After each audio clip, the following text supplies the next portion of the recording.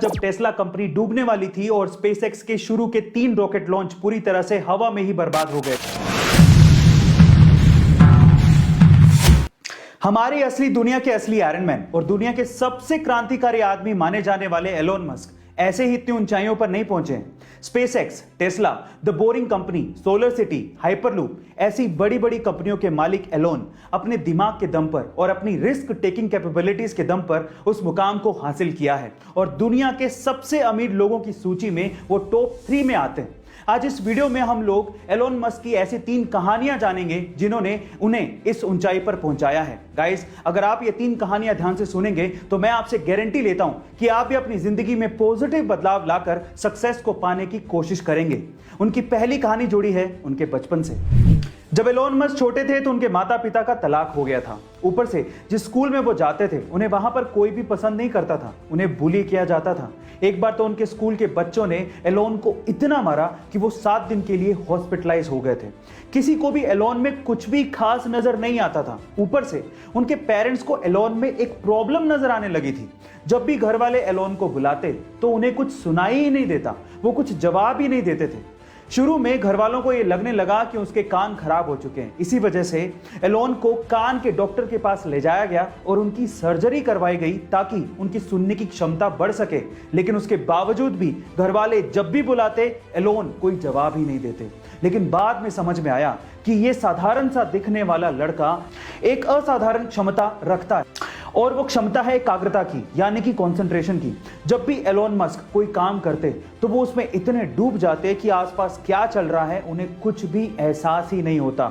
जब वो बुक्स पढ़ते या फिर कोई काम करते या फिर सोचते तो वो पूरी तरह से अपने माइंड को कंसंट्रेट कर देते थे। गाइस, यहां पर उनके बचपन से ये बात सीखने लायक है कि जब भी आप कोई भी काम करें अपना 100% फोकस सिर्फ उसी काम पर लगाएं, आपको सक्सेस मिलेगी ही। अगली कहानी जुड़ी है उनकी टीनेज से। गाइस, बुक्स पढ़ने की आदत उन्हें बचपन से ही लग चुकी थी और पेरेंट्स तक को पता था कि अगर एलोन घर पे नहीं है तो वो पक्का घर के किसी आसपास की लाइब्रेरी में बैठकर बुक्स पढ़ रहे होंगे। उन्हें बुक्स पढ़ने की आदत इतनी ज्यादा थी कि लाइब्रेरी की बुक्स वो खत्म कर चुके थे और जब कुछ नहीं बचा तो उसके बाद उन्होंने एनसाइक्लोपीडिया तक चाट डाली थी। अपनी पढ़ाई को आगे कंटिन्यू करने के लिए उन्होंने साउथ अफ्रीका छोड़ा और वो कनाडा शिफ्ट हो गए। बाद में हायर स्टडीज के लिए वो यूएस चले गए। तब यूएस में जॉब्स के क्राइसिस बहुत ज्यादा थे, लेकिन इंटरनेट का क्रेज बहुत बूम पर था। तब उन्होंने अपने भाई के साथ बैठकर इंटरनेट पर कुछ करने की सोची। उस वक्त उन्होंने ये ध्यान दिया कि येलो पेजेस नाम से एक बुक आती है जिसमें छोटे बड़े जितने भी बिजनेसेस हैं वहां पर लोग इनके कॉन्टैक्ट नंबर और उनके एड्रेस को ढूंढा करते हैं। तो उन्होंने सोचा कि क्यों ना एक ऐसा सॉफ्टवेयर बनाया जाए जिसमें येलो पेजेस की जरूरत लोगों को पड़े ही नहीं और सारी चीजें उन्हें इंटरनेट पर ही अवेलेबल हो जाएं। उन्होंने कंपनी का नाम रखा Zip2 और आगे चलकर यह कंपनी इतनी ज्यादा फेमस हो गई कि कॉम्पैक्ट ने इस Zip2 नामक कंपनी को $307 मिलियन में खरीदा और एलोन मस्क 27 साल की उम्र में ही मिलियनेयर बन चुके थे।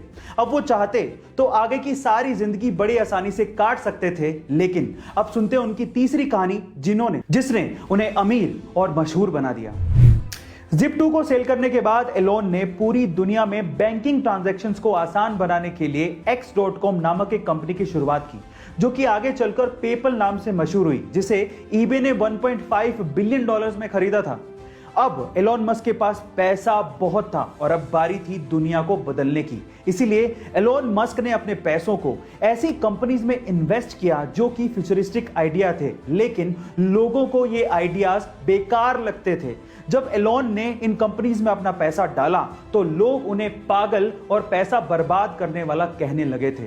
सन 2002 में एलोन मस्क ने अपने पैसों का 75% हिस्सा स्पेसएक्स नामक कंपनी में लगाया, जो कि सस्ते स्पेस व्हीकल बनाना चाहती थी और लोगों को स्पेस की सैर करवाना चाहती थी। और सन 2004 में बाकी बचा हुआ पैसा टेस्ला कंपनी में लगाया, जो कि इलेक्ट्रिक व्हीकल बनाना चाहती थी। लेकिन कुछ भी आसानी से नहीं मिलता।